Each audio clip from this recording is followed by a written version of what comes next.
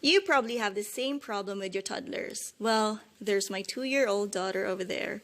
Ever since she learned how to open and close the refrigerator, she would always ask for a milk refill. As a result, the refrigerator gets harassed day in and day out.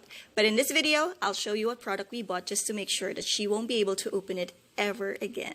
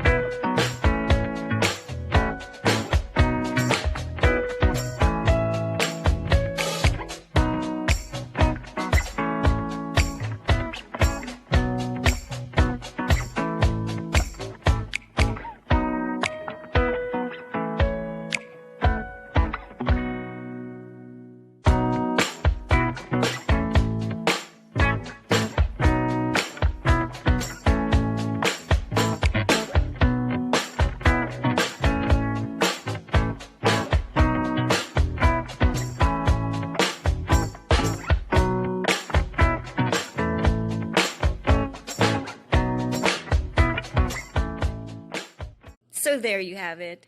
Childproofing is indeed very important, especially if you have toddlers around.